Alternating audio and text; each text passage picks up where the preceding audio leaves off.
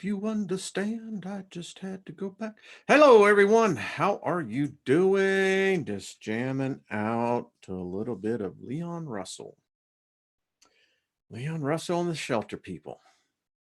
And then I actually saw Joe Cocker with Mad Dogs and Englishmen.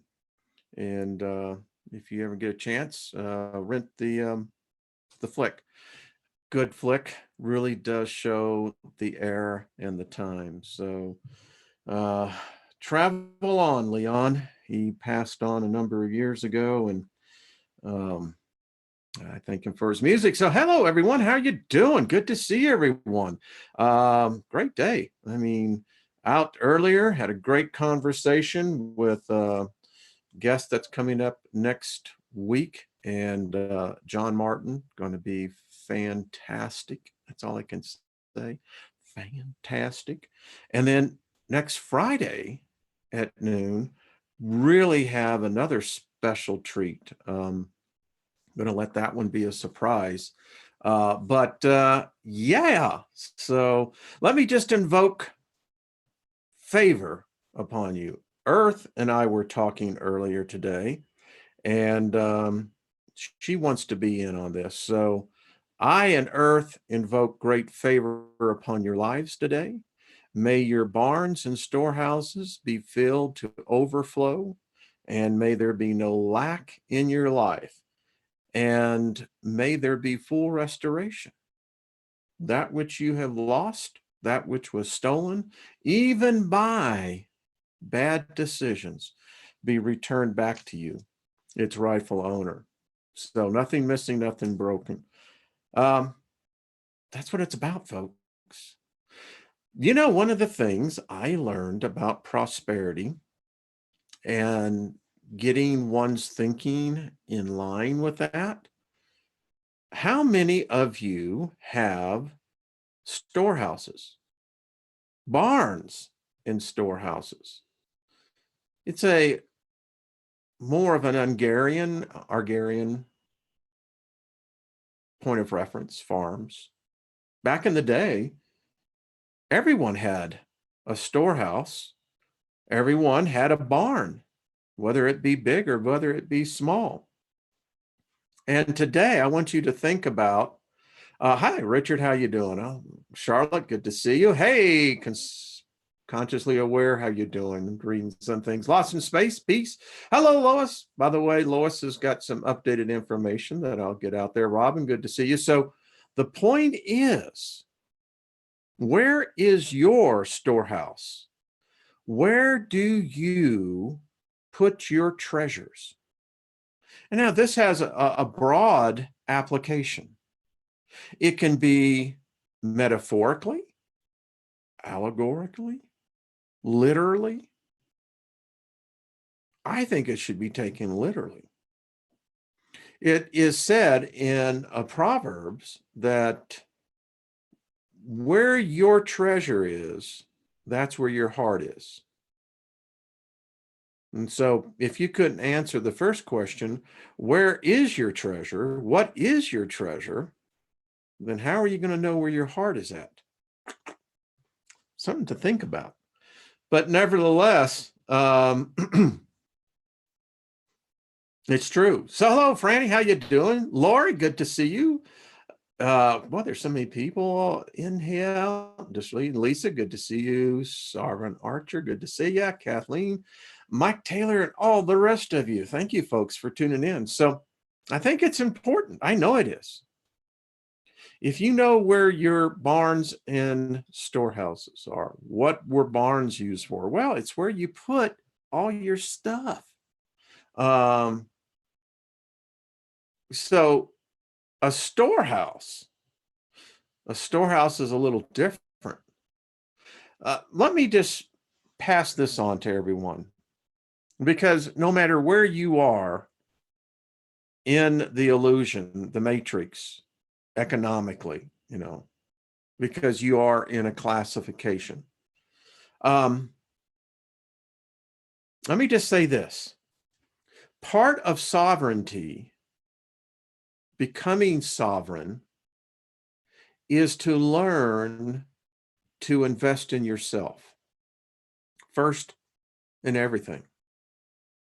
And no matter how much or how scarce your financial resources, your treasures, always keep a storehouse, always pay yourself. Those of you work, I know how it can be struggling. Hey, listen, they keep on trying to tell you it's a picnic out there, but there's two different types of picnics here, you know. But always pay yourself. Always, no matter what, pay yourself, no matter what the price it's going to cost you. Trust me, you pay yourself. You'll be surprised how quickly that adds up. So, a little bit of it's about changing the inner image, and prosperity and success go hand in hand. If you're successful at a trade, you know, when I started out, I look back and man, I love that dude. That dude was me, man. It's much like Source. I've got 3 new letters from Source. You know, I look back at that guy. I was a master journeyman drywall finisher. And the thing why I liked about finishing drywall was that as a taper, and that's what they called us, it's an art. Yeah, it's classified as a trade, but it's an art. And it afforded me hours, thousands of hours of meditating, thinking. And I got really good at it. Was among the elite. So anyway, pay yourself. Pay yourself a compliment. You know, when I go by the mirror, and it's not narcissistic and it's not egotistic, I just look and I laugh and I say, you are a beautiful soul, you know? And I say, you know, to my body, I said, you're a beautiful body, man. You know, I will continue on. My body will only be remembered by the imagery of the stages that I was allowed, gifted, granted to participate. You know, you look at life and its aging process. We all want to be reminded that, you know, we want to think about that prime, Bob Seger, you know, like a rock, you know, I was hard as I could be, you know. And that's how we all see ourselves. That never changes, folks. It never does. But as we go through these different events, which I call aging, the environment that we're in and the genetically modification that they did to us, anyway, you know, I look back at that guy and I go, yeah, you got to love yourself. That's part of it. That's what I'm trying to say. So tonight on the Steiger Perspective, since that is the only place I know on artistfirst.com that you can really go and really speak your mind and not be censored. YouTube, it's you know, you know, talk about the digital handcuffs, you know, don't say anything like this because, you know, if they start thinking that you said something really wrong, you know, they'll just going to, and that's what's happening. Yeah. The bots are everywhere. AI. True story, folks. Very true story. So, you know, I had on the t-shirt of Mr. Natural, you know, journey, quest to the beyond, the unknown, excuse me. And guess what I had in my mailbox? My email box, I had, guess what, an advertisement for Mr. Natural apparel. Coincidence? I think not. Yep, Joshua, you are absolutely correct. So join me tonight, and because, you know, there we can actually get into the minutia of a subject. And today, you ever heard the expression, the devil's in the details? Odd expression, isn't it? The devil is in the details. Think about what that is implying. Nevertheless, it's the small things in life, very small things in life that uh, get us so often trapped. And when you really think about the subject today, fear, you know, I get a lot of emails and I do my very best to answer, all of them that I can. Some do slip away. I have to admit, they just pile up. It's like, there it was. And as you go back, but fear. I had a lovely conversation with John earlier. We were talking about fear. And, it's this duality um, that we're indoctrinated into to believe that this is what the only way it is. But nevertheless, fear can be healthy. There's the conundrum. It can be the mind killer. It can be the soul killer. We don't talk about this very much. It's one of those subjects that makes people uncomfortable. One of the things about abuse, words, physical, but words more so. Now, I grew up for a while in an environment where both of those were used as tools of discipline. And I was aware, how can I say this? I've said this to you before, and we've had others um, that have expressed the same thing. When you think about where you were in a stage of life, and if you can go back, really ignite that hippocampus, that long-term memory thing, and start reliving each day again. Now, for some of us, it's very painful. For others, it was a joyous time. Regardless, it was amazing now as I look back because I'm even more spatially aware that I exist outside of this body. I realize that my essence is filling this body, but I can still look back and know who I was. Point being, fear. When you're afraid to go home, that's a bad place to be.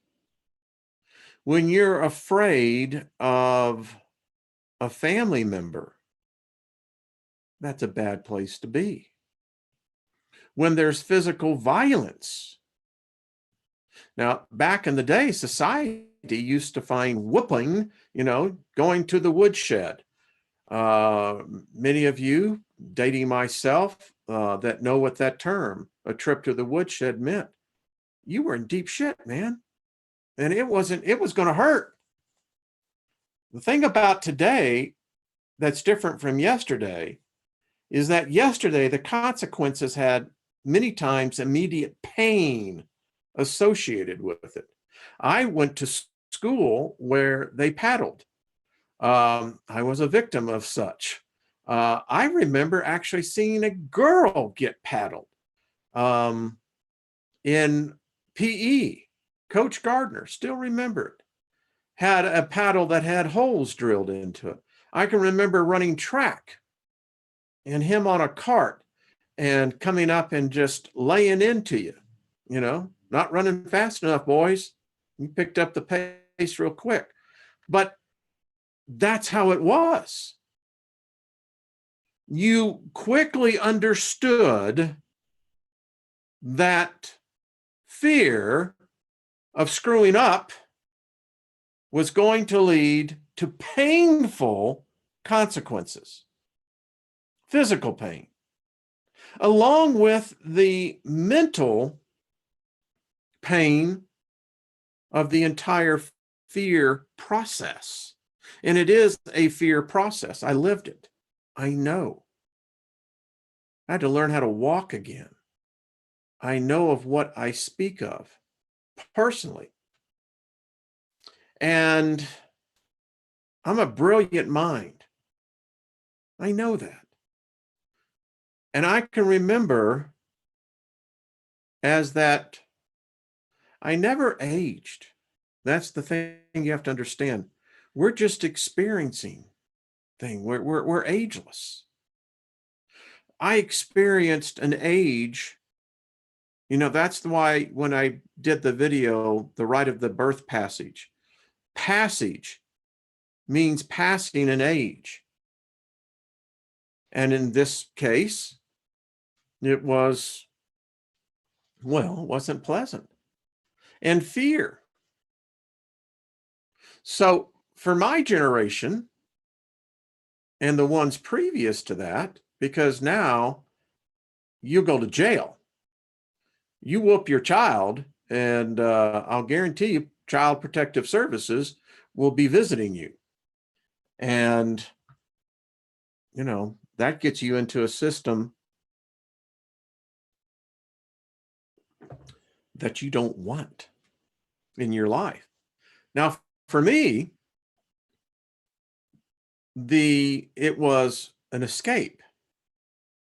Although, be it the first foster home I was in, I was sexually abused by the eldest son of the foster parents. Sometimes shit happens, and you got to get over it. The thing that you learn is resentment carries a cost.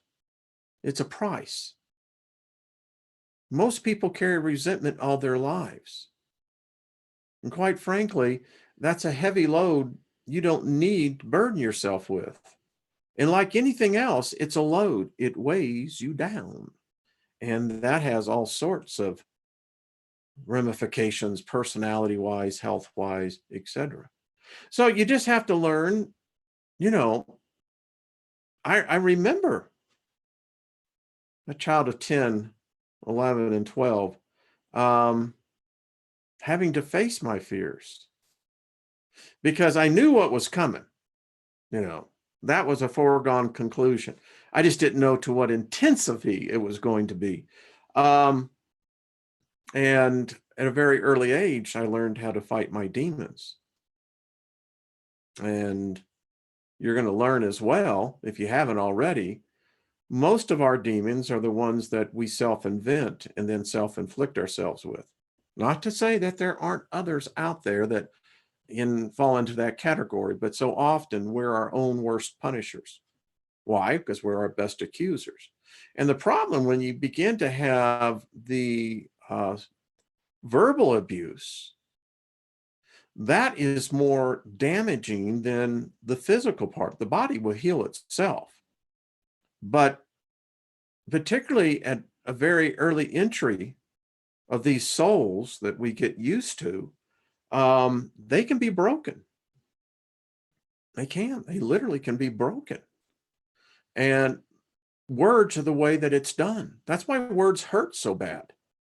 That's why we fear rejection. It's that associated pain that goes with it. Words are damaging. I lived in an environment there for a while where, you weren't worth a goddamn piece of shit. You're not going to ever be anything. You're never going to amount to anything. Who the hell do you think you are? That kind of verbiage. And, that's a very unhealthy environment, particularly for children. But I know adults that live in it. They inflicted upon it on each other. And, you know, words words are like frying fish. You ever cook fish? Ever walked into a house where they've cooked fish? You can smell it. And that's what fear-based words will do.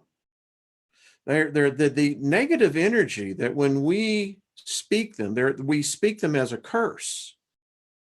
And they're used as a fear mechanism to the victim, the one who's going to be receiving that abuse. And it's just a perpetuation of pain, unresolved pain previously. So I don't like fear. I don't like what it does to people. I didn't like what it did to me. You know, you have a purpose in this life, folks. You do. I don't know what that is. No one else does. Only you. And if you haven't figured it out, it's time for you to start figuring out, what is it? Why are you here? Why are you right here? How did you end up in this sphere of the universe? Who invited you here? How'd you get here? Now that you're here, you're learning that the fear-based matrix is everywhere. I mean, everywhere, folks. Everything is predicated upon fear. Our whole life is predicated upon fear. Now, when I left the Christian religion, it became very clear to me that the dichotomy of the thought process, the coitus of the mental confusion becomes very obvious. We're told, at least when I was there, that, God was love. But how can God be love and be God of judgment? In fact, it says you are to be afraid of God. Very dangerous thing to be in the presence of the Lord. Fear. Well, I came to a point where, you look at the duality in the mirror and you're going, but wait a minute. It says perfect love casteth out fear. That's what it says. Perfect love casteth out fear. But it's a fearful thing to be in the presence of the Lord. In fact, it says, the fear of the Lord is the first step to wisdom. Now, in Bible school, we were taught that that word fear is to be interpreted reverential fear. Oh, we got different kinds of fear. I mean, it says, anything that doesn't proceedeth out of faith is sin, and fear is sin. To be afraid. In fact, it says, be not afraid. But fear of God. And today we live in a time where fear is traded, bartered, perfected as a craft. The latest headlines, got to be fear. Or Armageddon is coming. It's all being set up. You can see it coming. There is going to be judgment. Okay. Wait a minute. If that's going to be the case, What if we all got together and said, we ain't going to let it happen? We are not going to let it happen. We can become unified. We don't have to build these weapons of war. We don't have to begin to build division. I mean, that's a possibility. I look at it like that. But fear. You see, that's why I renounced all the gods of this world. I don't believe in any of them. Christian, Jewish, Muslim, Hindu, doesn't matter. The minute you call it God, it ain't God anymore, sister, brother. It ain't. It's now your perception. And that's how it is. But fear. We want to see the latest fearful thing. I often wonder, well, if the end of the world is going to happen, why the hell do you want to stay around? I mean, seriously, if you really think this stuff is really going to happen, why are you still here? I mean, do you have some kind of sick, morbid, that you like seeing people die?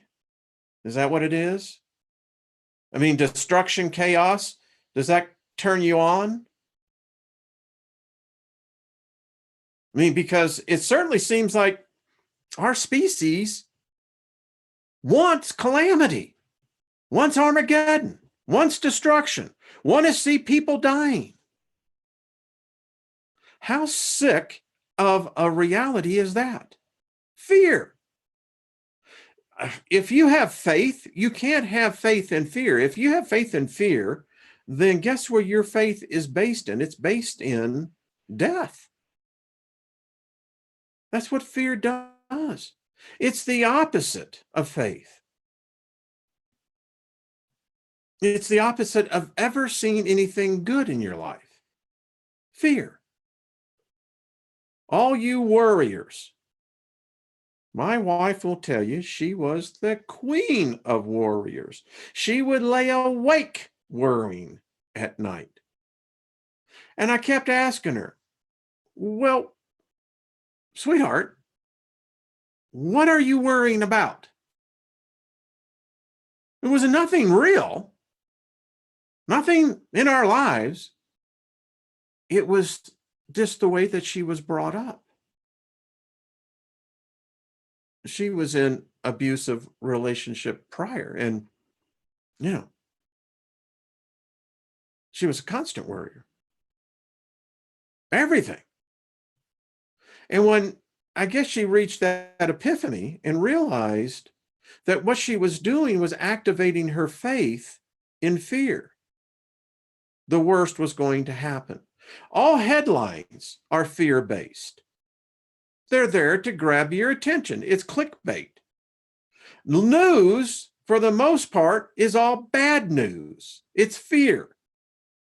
We like fear. Why do you think horror movies do so well? We like being afraid. Why? Well, because it releases endorphins. It releases adrenaline.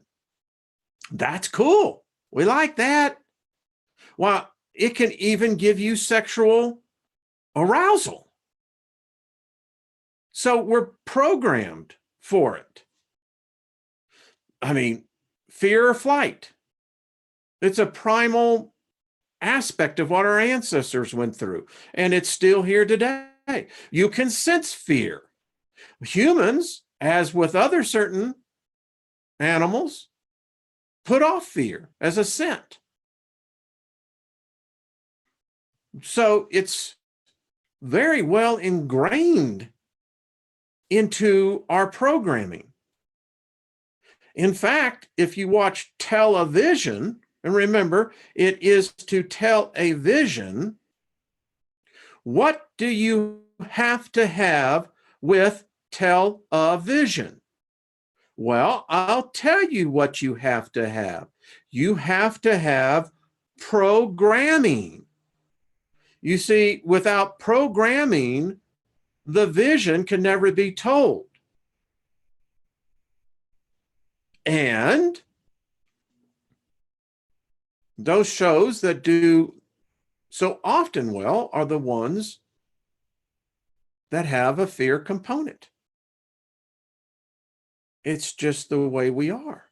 Again, you can sense a situation. It's not right. Something's wrong here. You can be in situations. So, fear. Why is it that we're attracted to destruction, calamity, chaos, harm, hurt? I don't get it. Why does everything have to have judgment or, death, destruction? I don't get it. Maybe it might be because we're actually born into the death realm, not life. Because if we were true seekers of life, we would not be moved and motivated by fear. Let's talk politics. All politics is fear-based, besides deception and flat-out lying. Every candidate that hopes to get the golden apple, because remember, once you vote them in, they get lifetime pensions. I bet you didn't know that, did you? Anyway. But they're going to use fear to motivate you. They're not going to be there to make you feel happy. Oh, they'll give you the promise. There's the deception and the lie, but it's fear. All the campaign ads are based on fear.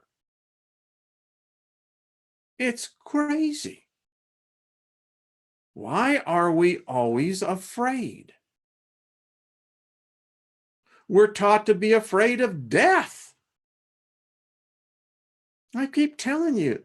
Someone said, well, what about suicide? What about it? That person made a decision. What do you have anything to say about it? The only one you got to say about is you. You can talk about your own death, but that's yours. Because one way or another, you're going out, baby. Your body's going to start feeding upon you. Or something else. We get this, but it's all fear-based. And oddly enough, Source sent some timely messages. I mean, it's uncanny. So here we go. This was not planned. I had this show, and this was in the what they call in the data stream files. So let's just check this out. Fear is so strong. Fear is what we could call the root of all evil. Evil in itself does not have to exist.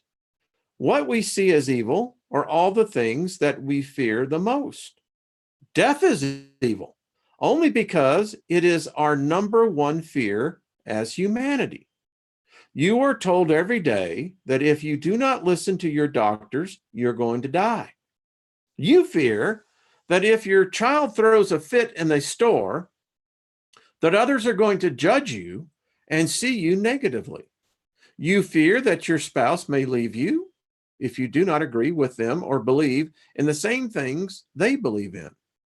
We fear that if we don't have a job, we will not survive because we don't have money.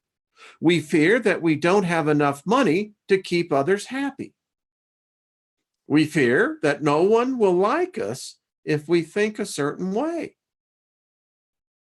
We fear that someone may not like us because of many things: the way we dress, the way we talk, the way we believe, the way we look. The list goes on and on. Here's a message for you. Stop fearing everything that you have no control over, which is everything other than yourself and your actions. Control is an illusion that humanity has. Control of anything other than your own energy is an illusion. You cannot control your children, only they can. You can't control your car. You can guide it to where you would like to go, but you can't control whether or not something breaks on it or when something breaks in it. You can't control how others perceive who you are or what they choose to judge you by. You can't control what you look like or who you are. You can't control anything that you think you can control that is external to you. The only thing that you can control is that which is the energy within you and how you release that energy into the world that you live. In order to control the things that are external to you, you need to first learn how to control yourself and the energy that you put forward. Negative energy produces negative effects around you. Positive energy produces positive effects around you. This is not something that will change overnight. If you have been negative for a long time, that charge will be hard to get rid of. Think of your body like a giant capacitor. A capacitor is the passive two-terminal electronic component that stores electrical energy in an electrical field. The effect of a capacitor is known as the capacitance. For so many years, you have filled your body up with this negative energy.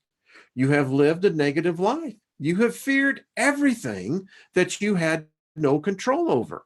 Now you want to be positive, but all that negative is still bodies up inside you. This negative has to get out of you before the positive can fill you up. This means that you are going to have to go through some tough times. As the positive starts to build up and push out the negative, you will notice yourself becoming more polarized. You will know that you are more consciously being positive in some aspects, but in others, negativity increases, and you will lash out, expelling more negative than you feel you ever have. You have to accept this in order to become more positive. If you fear hurting someone with this negative energy and hold on to it, you will never be able to make it positive because that negative fear is taking up the space that needs to be released and replaced with positive. You can't be positive without expelling the negative. Positive and negative have a push and pull relationship. If you consciously choose to do what is right and to not fear anything, then you will bring all this positive energy into yourself, which will then force all of the negative energy out of your body. At first, it is going to be confusing because you are consciously promoting positivity. But an adverse reaction to this is negativity that you can't control. This will be the most difficult time of your journey. This will be the hardest point of your shift, because while wanting to do positive, all of the time you find yourself being negative and not being able to control it. I am here to tell you that this is what happens to everyone. This is the time where you have to learn to let everything go. You may lose friends or family members as you go through this change. However, once they see where it leads you to and who you become, they will return to you. Remember that two negatives repel each other. So, as you are expelling all this negative energy, it's going to push all that negativity away from you and attract all the positive. Once you reach your full positive potential, they will return because negative is attracted to positive and they will want to be like you. You must be patient throughout the process. This process is not easy, but is well worth the change. Yeah, I think a lot of us have lived this. After you get through this initial state of purging the negative without being able to control it, you will reach an equilibrium within yourself of positive and negative. Then things begin to get easier. You now have more control of what you do and how you do it. It is still a battle Absolutely it is. The mind is the battlefield, folks. Always will be. If conscious, this is my commentary, is transmutable at death, I don't see how these primal conditions are going to be any different in the next realm. I just don't. You need to do everything you can to keep out of it. The more people that can get into this state, the less negative there will be, and the easier it will start to happen. If you think of an atom, you have gone from being the negative electron to the neutral neutron. You are now balanced. Many of you will like this and want to stay here because it is stable and different from what you are used to. However, you are capable of becoming the proton and making things so much better. When you are at the neutral state, yes, your life is going to be the easiest it ever has. However, you will still have your good days and your bad days. There will just be a more equal number of good and bad days. At this stage, it is also easier to fall back to the negative than it is to move forward to the positive. Ooh, I love the mental metaphor. However, the further towards the positive that you can cause yourself to move, the harder it is for the negative to make its way in. And once you make it to your full potential, then it is almost impossible for the negative to make its way in. And if it does make its way in, then it's simply neutralized by the positive and has no adverse effects, just like in an atom. As we said, and everything else are made up of atoms. This planet is made up of us and everything else, which are essentially the atoms that make up the planet and the universe. The universe is made up of all the planets, stars, etc., and are essentially the atoms that make up the universe. Everything in life is fractal. If we can master what is within ourselves, we can master everything that is on the outside. Pretty cool, huh? I really like these letters. I'm going to tell you. Got another one. Inside out. Good tea. Cheers to everyone. Like your philosophy class, you come in, I have letters from source, and they're deep. All right, this one's titled Inside Out. Why is it that humanity cares more about what is on the outside and not what is on the inside? We make sure that we are clean on the inside, but we do nothing about cleanliness. We make sure we're clean on the inside, but we do nothing about cleanliness of our inside.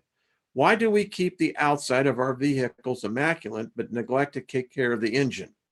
Why do we clean the outside of our cabinets, but the shelves inside are a mess? I think I've read this one already, folks. Sometimes, let me just go into the chat room and I'll see. I think I have, but I'll see if I haven't. Have I read these already? I think sometimes I got a bunch of them, so they could happen. Some people are not, maybe I'm just behind on this. All right. Have we read this one? Yes, you have. Well, thank you, consciously aware. I thought I had, there was a moment of deja vu in that. So cool. I'm glad I caught that, it happens. So, like the do. All right. I'm just getting something lined up here, folks. So,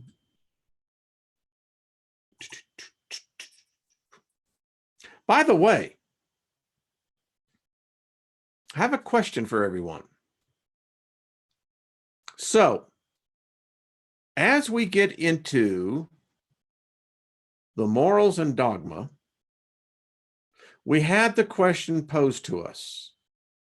Lucifer, which means the light bearer, how is that the prince of darkness? Second part of that question, and I'd like to see people, wow, that was interesting. 44444.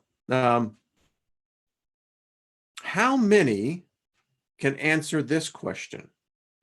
If Lucifer is the prince of darkness, who's the king? Anyone care to answer that?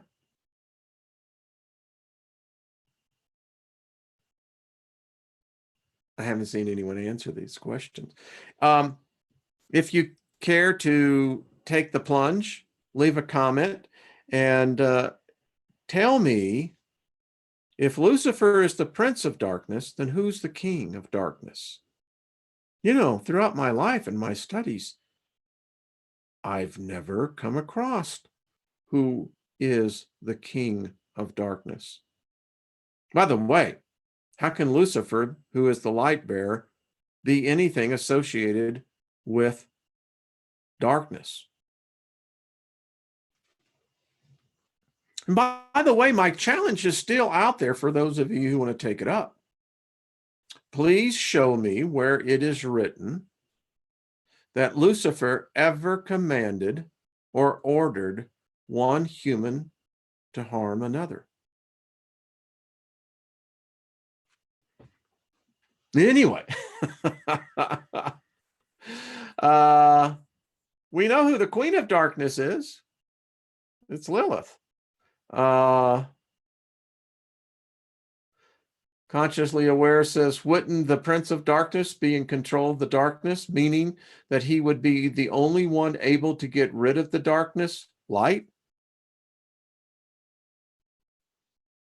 Go and study philosophy and show me where the king of darkness is. Please show me in religious studies who the king of darkness is. Show me in the plethora of the gods who is king of darkness. It's interesting, isn't it? I don't know. I'm just trying to see this. Someone said Samuel. Could be. We know what Lilith has to say about Samuel. We know who Samuel is. I happen to think that that may be correct. It is said that the Knights Templars discovered, as I mentioned before, several things supposedly when they were under the Temple of Solomon, and that the elite know this, the very elite, the families, you know, the families. You know, you can check out any time you want. You can just never leave. But anyway, the ignorant masses got Jesus and the Bible. Those who knew and those who are in power know who the true God is.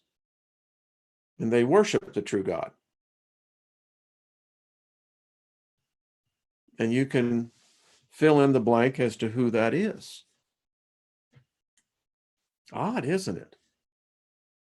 We get these moments where, well, so what's going on here? I don't know. That's why morals and dogma leads us into a path that begins to show how the illusion was created. Now, it is said that that's why Pope, and I think it was Pope Pius, wasn't it? Or is it Pope Gregory? The one who ordered the Templars' deaths. You know, it started with the Cathars. The Cathars knew the truth. And they took care of that situation. It is said that this has been one of the greatest secrets of the Vatican, is this truth. And you know, something's going on. There's the secret knowledge, folks. The thing that they weren't prepared for, I'm convinced of this, it took them by surprise, was this digital revolution. Maybe someone even above the concept of that, maybe it knew. But the digital age, I think, has really taken over. We know that AI is here. We know that I think that if AI was neutral, I don't know if AI can be neutral. But nevertheless, we face challenges today that these people of the past could never have imagined. And the digital age has its challenges. We know we're all prisoners by our own design. I had to throw that in. Come on, folks. But seriously, we really are. Digitally, we're all captives now. And it is, yeah, Susie, that's a good intro.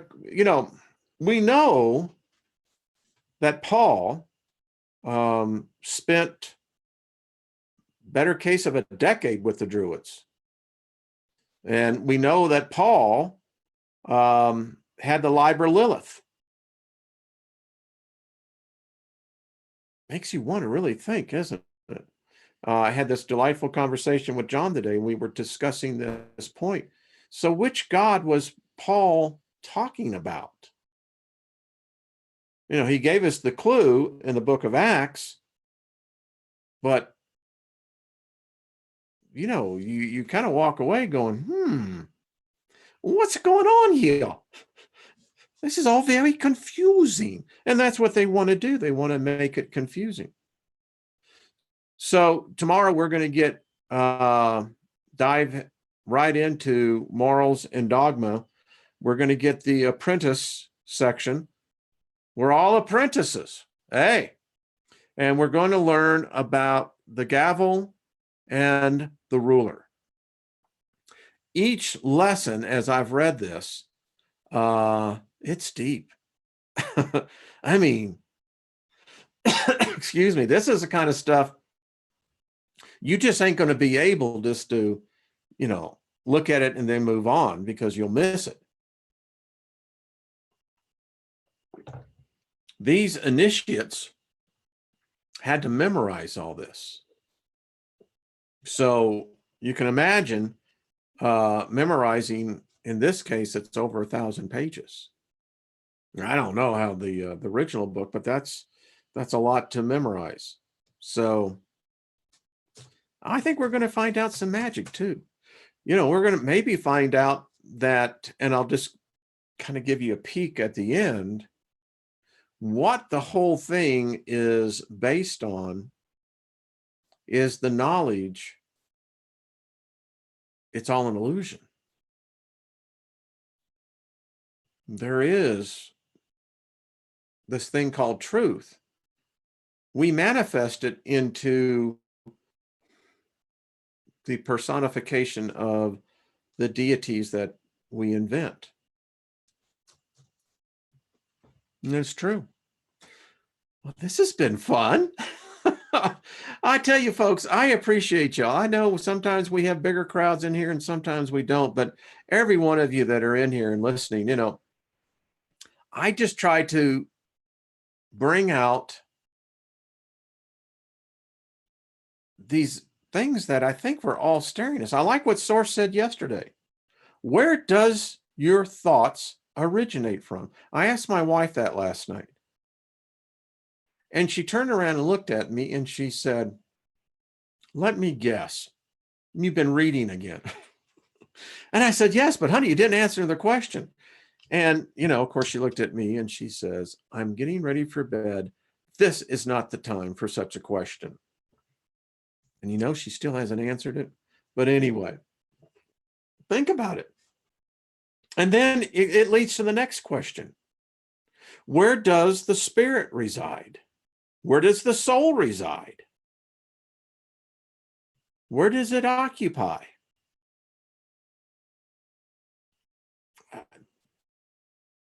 I don't know. I think I know, but I don't think I know. Well, the mirror exercises, how many of you still do that? You really should. It's when you begin to really get inside, yeah, you'll actually be able to see the backside. Anyway, I digress. So join me tonight over on the Artist First Network. It's 10 p.m. Eastern Time, 7 p.m. West Coast, associated 8, 9 Mountain and Central. So, yeah, we're going to continue the discussion on this illusion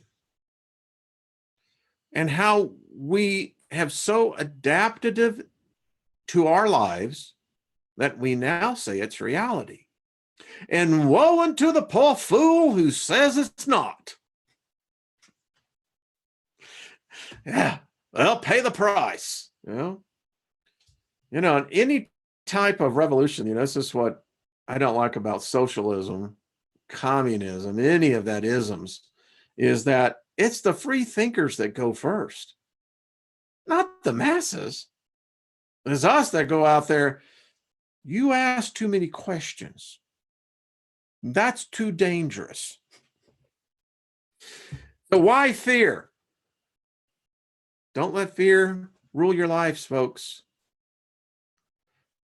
I've told you this before. If you're afraid of the dark, have someone take you to the most creepiest place you can imagine in the dark, blindfold you even, and then let you spend 30 minutes in that dark environment. You can shadow box. Oh, wait a minute. There's no light there. You'll learn something, folks.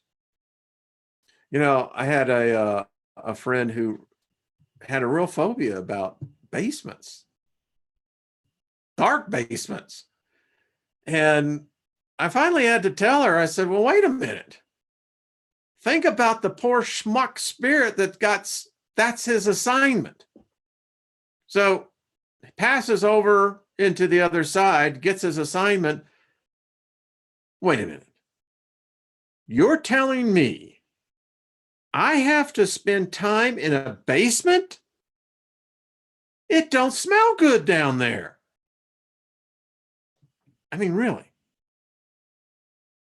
A spirit that's in a basement, that's where it haunts, really had to screw up in his life really bad. And if it's that much of an idiot and a moron, you got nothing to be afraid of. Why, you're an intellectual giant compared to that. So anyway, yes, well, we haven't heard from Patrick. I just saw someone speak that we send our love to Patrick, and I'm hoping to hear from him. He's part of the community, as we all are here, folks. So anyway, folks, thank you. This has been fun. We're learning together. Just like the Three Stooges said, step by step, inch by inch. We're going to get it done. All right. Be good to yourselves, folks. Thank you. It's been it's really fun. These hours go by just like that. And I thank you. Thank you for being here. Thank you for adding your energy and your essence to this. You are the best. People see it, and it's a privilege to be amongst you. So I'll see you tomorrow for sure. We're going to get into the first chapter, see where it goes from there. In the meantime, if you could tune in tonight, that's fine. If not, be good to yourself. Love yourself. Love not to learn not to judge yourself. Correct yourself is fine. We all need correcting. No one's perfect. Anyone that keeps on saying they're always right, they're always wrong. So remember, keep humble, be teachable, be correctable, but don't judge yourself. You're here for the experience. If you had it all figured out, then why are you here? Part of this life allows us to make the mistakes. Yeah, they can be costly, but there's nothing to be afraid of. All right, folks, I'll see you tomorrow. Bye.